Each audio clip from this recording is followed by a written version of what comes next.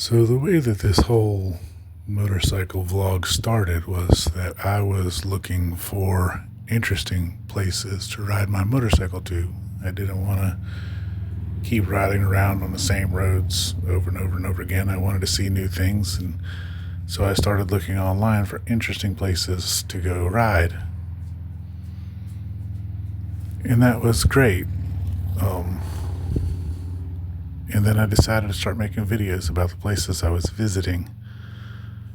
It would be really easy to lose sight of the fact that the whole point is the journey. It's not really the destination. It's not really the places that I talk about.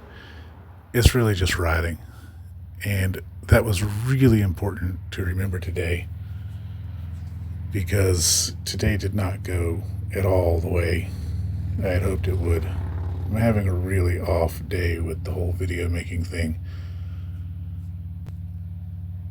I had a lovely ride. The resulting videos are not going to be my best. But nonetheless, let's see where this all takes us. I am somewhere very close to the middle of nowhere. And I had a heck of a trip to get here, because usually when I go to these places, if I don't know where I'm going, I bring a Bluetooth earbud so that I can hear my phone telling me the directions. But I didn't bring my earbuds. So I took the scenic route to get to the middle of nowhere. And then this happened. One of the things that's always scared me about even driving a car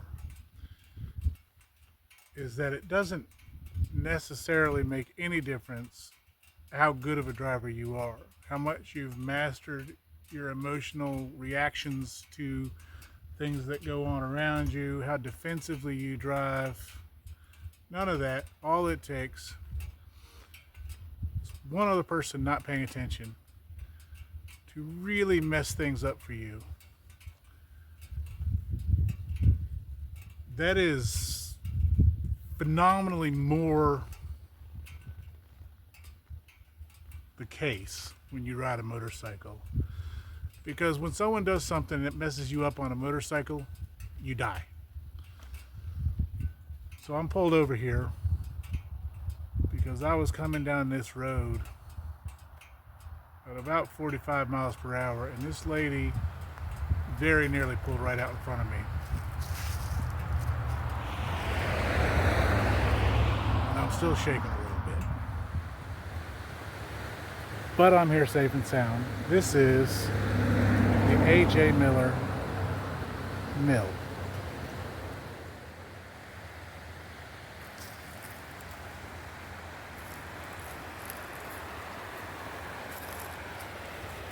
The A.J. Long Mill was a water-powered grist mill.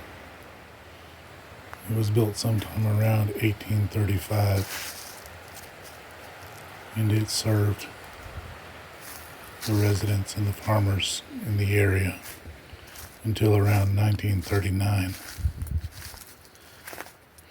The 1.5-story office addition was built in 1895, and at that time they also added new milling technology.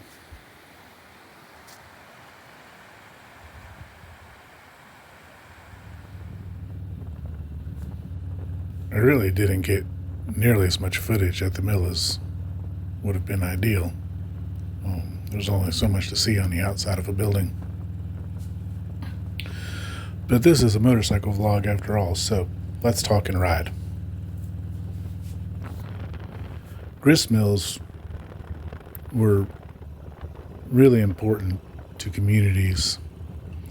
It's how farmers got their grains turned to flour so that they could take them to market, or so that they could make bread, have cereal. The word grist is derived from the verb grind, and it refers to grain that's been separated from its chaff. This is done through a process called threshing. Grinding this grain produces a whole grain flour, such as whole wheat flour. Grist mills use two stones.